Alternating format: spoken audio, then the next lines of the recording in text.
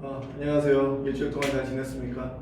여러분 지난주 과중 과제들을 좀 살펴보니까 깊이 있게 생각해서 쓰신 분도 계시고 그냥 단순하게 생각해서 쓴 분도 계신 것 같아요. 중요한 거는 지난주에 냈던 이 과제가 아무것도 아닌 것 같지만 굉장히 중요해요. 여러분의 인생을 살면서 여러분을 찾아오는 사람 50명만 만들어 놓으면은 제가 볼 때 굶어 죽을 일이 별로 없을 수도 있다 생각이 들어집니다. 무엇을 하든 간에 사람을 모을 수 있고 그 사람들한테 원하는 것을 줄 수 있는 그런 솔루션을 만들 수 있는 사람들은요 어디를 가나 환영을 받게 되어 있어요. 그래서 50명을 끌어모은다는 것은 100명, 1000명, 2000명도 모을 수 있는 역량이 잠재되어 있기 때문에 여러분들 이런 역량들을 키워나가면 좋지 않을까 생각이 들었습니다. 중요한 건 그 아이디어를 구체화시켜서 실제로 기획을 하는 거예요. 여러분이 지난주에 냈던 그 아이디어를 좀 더 디벨롭해서 기획해서 나중에 제출하면 좋을 것 같은데 이거는 조금 더 공부하면서 진행을 하도록 하겠습니다. 오늘은 여러분하고 기업가 정신에 대한 부분을 좀 더 딥하게 이야기를 좀 하도록 할게요. 그러면서 엑셀러레이터와 VC 그리고 창업 생태계가 어떻게 구성되어 있는가에 대해서 같이 한번 이야기를 하도록 하겠습니다. 여러분 혹시 구글 캠퍼스 가보신 분 있으세요? 가보신 분? 네. 안 가봤다면 이번 기회에 삼성역에 있는 구글 캠퍼스를 한번 가보시기 바랍니다. 자, 구글 캠퍼스가 전 세계 7개의 나라에 있어요. 그 중에서 세 번째로 세워진 나라가 대한민국입니다. 그 당시에 구글 캠퍼스가 세워졌을 때 구글의 CEO가 우리나라에 와서 축하도 할 정도로 우리나라에서 실제로 관심이 많았습니다. 그럼 구글 캠퍼스는 뭐 하는 회사인가? 뭐 하는 캠퍼스인가? 진짜 가르치기만 하는 곳인가? 여러분 잘 생각해 보셔야 돼요. 구글 캠퍼스나 요즈마 캠퍼스 같은 이러한 캠퍼스들은 단순한 캠퍼스라고 보시면 안 됩니다. 우리나라의 스타트업 캠퍼스는 마찬가지긴 하지만요. 이 안에서 교육도 이루어지고 멘토링도 이루어지고 코칭도 이루어지긴 하지만 창업과 관련되어서 이루어지긴 하지만 중요한 건 그 이후에 후속 투자와 연계되어지고 그리고 비즈니스가 되어간다는 것, 그것을 기억하셔야 돼요. 단순한 교육이 아니란 얘기죠. 구글 캠퍼스 같은 경우에는 전 세계 7개에 있다고 말씀드렸지만은 그 7개에 전 세계 수많은 인재들이 모입니다. 왜 그러냐면은 여러분의 사업 아이템이 있어요. 그 사업 아이템이 굉장히 좋아. 그래서 이 아이템을 가지고 사업을 하고 싶은데 누군가로부터 투자를 받고 싶고 또는 내가 모르는 영역들을 배우고 싶고 누군가 나를 도와줬으면 좋겠어. 근데 그 당사자가 구글이에요.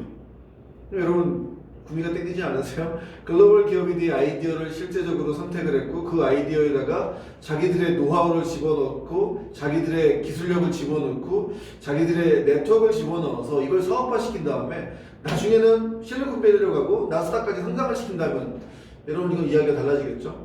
여러분이 갖고 있는 그 아이디어를 조금만 딥하게 보고 그 아이디어를 사업화시켜서 구체화시킬 수 있는 사업계획서를 작성할 수 있는 역량이 된다면 물론 그것들 하나하나 배워가야 되겠지만 그래서 수많은 인재들이 구글 캠퍼스에 모이고 요즈마 캠퍼스에 모이고 때로는 우리나라 기업인 이런 프라이머 같은 그런 엑셀러레이팅이라는 기관에 모이긴 합니다. 여러분 엑셀러레이터는요 가속화시키다는 거잖아요. 여러분의 사업 아이디어들을 아주 자라나는 그 좋은 아이디어들을 실제적으로 멘토링을 통해서 사업화를 구체화시키고 그것들이 사업으로 진전되어서 최소 시제품을 만들 수 있는 MVP라고 얘기하죠. 미니멈 바이블 프로덕트라고 하는 그 제품을 만들 수 있고 그 제품을 통해서 비즈니스 모델이 조금 정교하게 다듬어진 다음에는 데모데이라고 합니다. 데모데이를 통해서 수많은 투자자들을 모아서 그 사업을 진척시킬 수 있는 역량을 가진 곳을 엑셀러레이터라고 이야기를 해요. 그림에 보시는 것처럼 권덕인 대표님은 실제적으로 여러분에게 잘 알고 있는 이니시스라고 하는 결제 시스템 회사를 만든 분이에요. 이니시스 결제 시스템을 만들고 나서 이거를 갖다가 매각을 했습니다. 매각하고 받은 돈이 본인의 책에 의하면은 4천억이라고 쓰여 있어요. 여러분 본인이 사업화해서 이걸 엑시시켜서 4천억을 갖는다면은 어마어마한 돈이잖아요. 그 돈 가지고 잘 먹고 잘 살 수 있긴 하지만 우리 미래의 다음 세대의 청년들 미래의 대한민국 이끌어갈 리더들을 키우기 위해서 프라이머를 만든 게 아닌가 생각이 들어집니다. 그 프라이머뿐만 아니라 미국의 Y 컴비네이터 그 다음에 여기 계시는 분들은 스파크랩의 이한주 대표님 그 다음에 버나드 박사인 것 같아요. 여러분 잘 보시면 아시겠지만 이러한 기관들이 실제적으로 여러분의 좋은 아이디어들을 디벨롭 시켜주고 같이 함께 성장할 수 있도록 도와줄 수 있는 엑셀러레이팅 기관이라고 보시면 됩니다. 대신에 이런 건 있죠. 초기의 아이디어인데 그 초기의 아이디어 정말 파릇파릇한 그 아이디어들을 잘 성장할 수 있도록 도와주면서 일정 부분 투자를 해줘요. 근데 투자금이 많지는 않아요. 적게는 3천, 많게는 1억 5천에서 2억까지 줄 수 있을 겁니다. 근데 그런 기관들이 전 세계적으로 이렇게 많이 있어요. 우리나라도 엑셀러레이터는 초기 창업자 등의 선발 및 투자, 전문 교육을 주된 업무로 하는 자다. 아예 벤처 특별법에 나와 있습니다. 그래서 개인 투자 조합을 결성할 수도 있어요. 그래서 이러한 기관들 Y 컴비네이터, 500 스타트업, 테크스타, 블루포인트 파트너스 이런 엑셀러레이팅 기관들의 여러분들의 아이디어를 실제적으로 제출해서 그들의 선택을 받으면은 여러분이 사업화할 수 있는 것들을 조금씩 진전시킬 수 있지 않을까 생각이 들었습니다. 중요한 건 초기에 투자를 하기 때문에 리스크도 크다는 얘기예요. 그래서 그 리스크를 고스란히 지고도 수많은 엑셀러레이터 기관들이 작게라도 투자하는 이유는요. 작을 때 투자해서 크게 남겨먹겠다 그것도 있긴 하지만 그 중에서 10개를 투자했을 경우에 한두 개를 갖다 성공을 시키면 나머지 투자가 실제적으로 다 안 된다 하더라도 그보다 훨씬 더 큰 이익을 얻게 되어 있습니다. 그래서 500 스타트업의 실제 보고서에 의하면요. 15개 이상 투자한 사람은 15개 이상 투자한 것에 어떤 BEP, 브레이크 이븐 포인트라고 해서 실제적으로 자기가 수익을 낼 수 있는 그 이상의 가능성이 생긴다라고 이야기를 합니다. 얼마 전에 있었던 사례를 잠깐 말씀드릴게요. 여러분 다 아실 거예요. 언론에서 너무나 많이 회자가 됐기 때문에 배달의 민족. 배달의 민족을 초기에 투자했던 사람은 딜리버리 히어로에 배달의 민족이 매각되면서 얼마나 많은 이득을 봤을까요? 본엔젤스라는 기업이 있어요. 엑셀러레이팅 기관입니다. 2011년 7월에 3억을 투자했어요. 3억을 투자했는데 2019년에 매각이 되면서 얼마를 손해지게 됐어요? 써있죠. 2,993억 원. 1020배라고 거의 1000배죠. 거의 1000배 정도의 수익을 달성하게 된 거예요.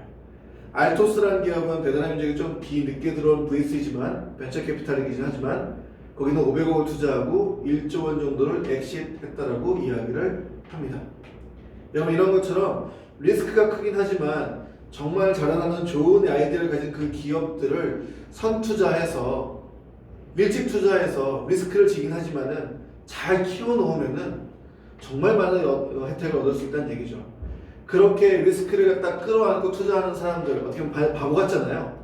근데 그 사람들이 개척자가 되어지고 그 사람들이 새로운 산업과 새로운 비즈니스를 일으키는 어떻게 보면 주역이 될 수 있다는 것을 여러분이 기억하셨으면 좋겠습니다. 그래서 전체적인 엑셀러레이팅과 VC 투자 프로세스를 말씀드리면 이렇게 구성이 되어 있어요. 첫 번째는 딜 소싱이라고 합니다. 전문 심사역이라고 하죠. 담당 심사역이 실제적으로 이 기업 괜찮은 것 같아. 이 기업 좋은 것 같아. 라고 해서 만나서 이야기해보고 핏이 만든다 그러면은 본인들이 사전에 미팅을 통해서 자료 검토를 한 후에 내부의 IR을 진행을 합니다. 그럼 내부에 다른 심사역들도 있을 거 아니에요? 다른 심사역분들과 임원들과 함께 IR을 진행하고 그 뒤에는 투자 검토 보고서를 작성하게 되어 있어요. 내부 IR을 통과한 뒤로는 담당 심사역이 투자 보고서를 쓰면서 이 기업의 장점과 이 기업이 갖고 있는 비전과 이 기업이 나중에 잠재적인 성장 가능성 그리고 보완할 점에 대한 것들을 다 작성합니다. 물론 모든 걸 심사역이 다 할 수는 없어요. 그럼에도 불구하고 공부하고 딥하게 파고 연구하면서 이런 것들을 만들어 간다고 보시면 될 것 같습니다. 그 후에는 투자 검토 보고서를 작성한 후에는 투자 심의위원회를 엽니다. 투심의를 연 다음에는 그 다음에는 실사, 듀 딜리전스라고 하는 실사를 진행하고요. 여기까지 통과가 되면은 거의 투자가 됐다고 보셔도 무방하다고 생각이 들어져요. 그러나 돈이 통장에 꽂힐 때까지는 실제로 된 게 아니다. 마지막까지 정신줄 놓으면 안 되겠죠. 마지막에는 계약서를 검토를 하고 날이 나고 투자금 납입하기까지 한 달 정도 소요가 됩니다. 전체 프로세스를 보면요. 짧게는 3개월이고 길게는 6개월이고 아마 더 길게는 더 늦어질 수도 있기는 해요. 그래서 중요한 건 여러분들 이런 프로세스를 알고 여러분이 사업을 하고자 하는 아이디어가 있으면은 그 아이디어를 사업화시키기 위해서 누구를 만나야 될지 어떻게 해야 될지를 여러분이 조금만 자세하게 알아두는 것이 좋지 않을까 생각이 들었습니다.